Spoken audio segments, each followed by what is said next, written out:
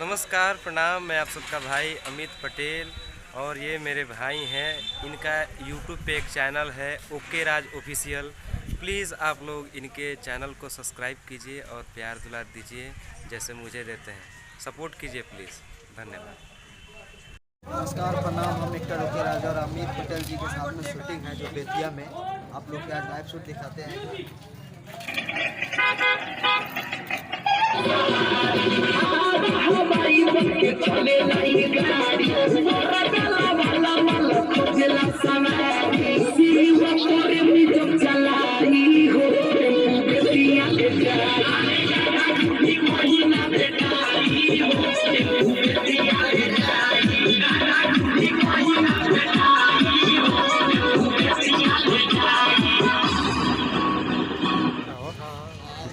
Video करता है YouTube पर डालेगा।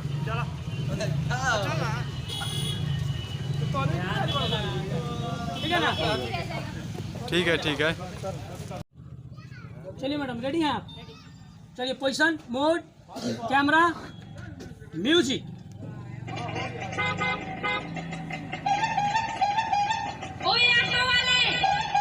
हाँ मैडम, आओ बैठो। देखो, हमके अगला सीट चाहिए, हम पीछे ना बैठे। अरे मैडम, आओ बैठो, एकदम अगले, चिंता मत करो। अच्छा ये बताओ, ये टेम्पो कहाँ ले जाए?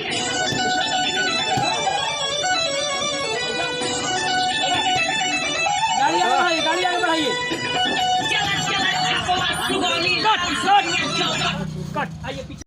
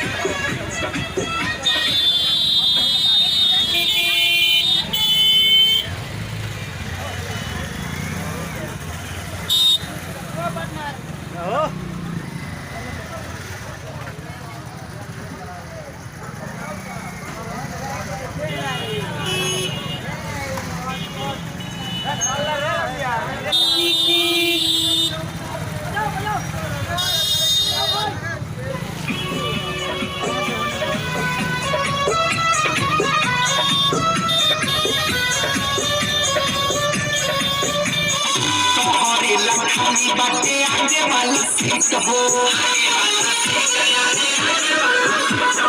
यूपी बिहार घूम के परम हो।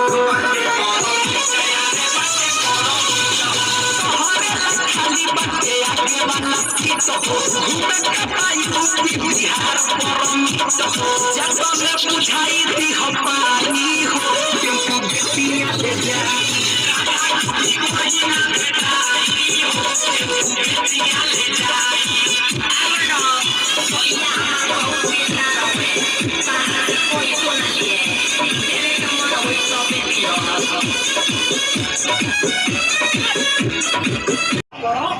अच्छा ये बताओ, ये टेम्पो कहाँ ले जाए?